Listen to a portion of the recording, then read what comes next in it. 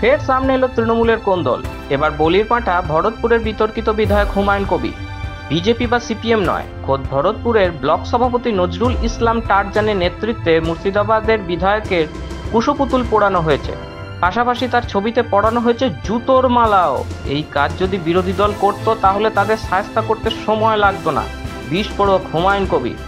কিছু সুবিধাবাদী তাদের নিজের স্বার্থ পূরণ করার জন্য, কায়েম করার জন্য অনেক কথা বলছে, অনেক আমাকে নিয়ে সম্মানহানিকর কথাবার্তা বলছেন। তাহলে আপনি ভাবতে পারেন যে বিরোধীরা যেটা কোনোদিন করেনি।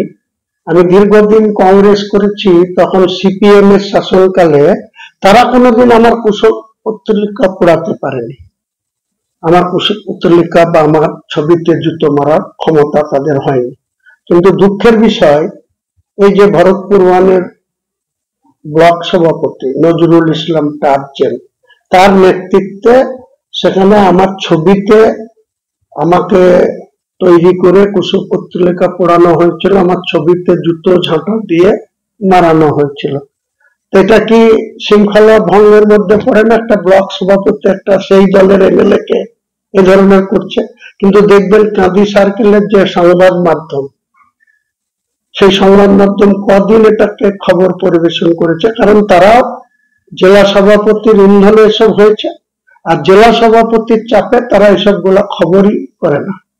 এটা তো বাস্তব, আপনারা ভালো করে খুঁজবেন যে আমার মতো লোকের কুশপুত্তলিকা পোড়াচ্ছে, আমার মতো লোকের ছবিতে ঝাঁটা জুতো দিয়ে মারাচ্ছে। এত হিম্মত মুর্শিদাবাদের কোন রাজনৈতিক দলের নেতাদের আছে? কিন্তু আমার সদল বলে আমি এটা বরদাস্ত করেছি। এটা যদি বিরোধীরা কেউ করতো, আমার 1 ঘন্টা 2 ঘন্টা সময় লাগতো এটাকে মোকাবেলা করতে। গত 11 তারিখে অভিষেক ব্যানার্জির নেতৃত্বে হওয়া একটি মিটিং নিয়ে ঝামেলা শুরু। তৃণমূলের তরফে দাবি করা হচ্ছে এই মিটিংয়ে নাকি তিরস্কার করা হয়েছে ভরতপুরের বিধায়ককে। যদিও হুমায়ুনের দাবি এসবই মিথ্যে রটনা। দলের ভিতরের কর্মীরা তার ভাবমূর্তি খারাপ করার জন্য এইসব ভিত্তিহীন কথা বলছে। আসলে তৃণমূলের একাংশ যে তাকে চায় না, সেটাও এদিন তার বক্তব্যে স্পষ্ট। এখানকার যারা আমার শত্রু, যারা মুর্শিদাবাদ জেলায় আমাকে তৃণমূলটা করতে দিতে চায় না বা তৃণমূলে রাখতে চায় না, তারা প্রতিনিয়ত উপরওয়ালাকেও ডাকছে, ভগবানকেও ডাকছে, পুজো পার্বণও দিচ্ছে যে যাতে হুমায়ুন কবির তৃণমূল ছেড়ে বেরিয়ে যায়। তাদের এটা অপপ্রচার। হুমায়ুন কবির কোনো অন্যায়ও করে না, আর কারো কাছে চমকানি ধমকানিতেও পিছু হটে না। সেটা সময় আসলে সময় মতো আপনারা জানতে পারবেন, রাজ্যের মানুষ জানতে পারবে, জেলার মানুষ জানতে পারবে।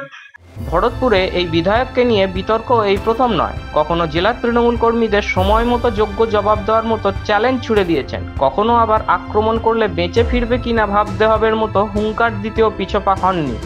তাই হুমায়ুন কবির মানেই বিতর্ক। দলে থেকে শৃঙ্খলা ভঙ্গের জন্য ইতিমধ্যে 3 বার শোকজ নোটিশ দেওয়া হয়েছে তাকে। তবু যেন তার বিশেষ হেলদোল নেই। শৃঙ্খলার প্রশ্নে আমাকে 3বার 2বার শৃঙ্খলা শোকজ এবং 1বার ওয়ার্নিং নোটিশ দেওয়া হয়ে গেছে। রাজ্যের মনে হয় এই একটা মাত্র ব্যক্তি হুমায়ুন কবির যে তৃণমূলের বিধায়ক, যার 2বার শোকজ 6 মাসে আর 1বার লাস্ট ওয়ার্নিং, এটা হয়ে গেছে। কাজে এরপরেও তারা চাইছে যে উত্তপ্ত করে উল্টো পাল্টা বলে যে সেখানে ভিতরে কি হয়েছে, মাত্র 13 জন ছিল। 2012 সালে কংগ্রেস ছেড়ে তৃণমূল কংগ্রেসে যোগ দিয়েছিলেন হুমায়ুন। আলটপকা মন্তব্যের জন্য বারবার উঠে এসেছেন খবরের শিরোনামে। এদিন মমতা বা অভিষেক সম্পর্কে কোনো তির্যক মন্তব্য করতে শোনা যায়নি তাকে। তবে দলীয় কর্মীদের আচরণে যে তিনি আহত হয়েছেন সেটা তার বক্তব্যেই স্পষ্ট। এই অন্যায়ের একদিন সঠিক বিচার তিনি পাবেন বলে আশাবাদী। তবে দলে থেকে যে তাকে বারবার বিড়ম্বনার শিকার হতে হয়েছে সেটাও জানাতে ভোলেননি। এ প্রসঙ্গে ভরতপুরে তার লড়াইয়ের কথাও মনে করিয়ে দিয়েছেন তিনি। শুরু থেকেই অনেক বিড়ম্বনা, কারণ অনেকেই জানে না সেই সময় জেলা সভাপতি ছিল এমপি আবু তাহের খান। সে এবং রাজ্যের একজন বলিষ্ঠ নেতা দুজনা মিলে একজনকে ভরতপুরের ভোটে দাঁড়াবো বলে তাদের সাথে চুক্তিবদ্ধ হয়েছিল। সেই জায়গায় আমাকে দিদি পাঠালো। এবার যাকে দাঁড় করাবো বলেছিল তাকে যখন না দিয়ে আমাকে দিদি নাম ঘোষণা করে দিল, তখন আমি সেখানে ভোটে লড়তে গেলাম।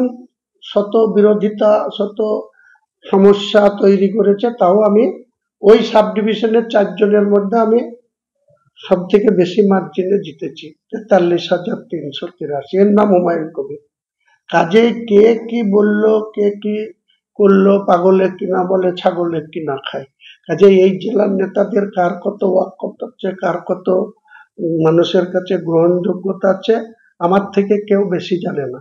তৃণমূলের বিতর্কিত নেতা বলতে প্রথমেই উঠে আসে অনুব্রত মণ্ডলের নাম। তবে সেই দলে অনেকদিন আগেই নাম লিখিয়েছেন হুমায়ুন কবিরও। শুধু বিরোধী দলের প্রতি কুমন্তব্য নয়, তার তোপের মুখে পড়তে হয়েছে দলের কর্মীদেরও। কখনো বা পুলিশকে রীতিমতো হুমকিও দিয়েছেন তিনি। এর ফলে হুমায়ুনের জন্য বহুবার অস্বস্তির মুখে পড়তে হয়েছে তৃণমূল কংগ্রেসকে। তবে কি এটা তারই বহিঃপ্রকাশ? সময়ই এর উত্তর দেবে। মাধ্যম ব্যুরো রিপোর্ট।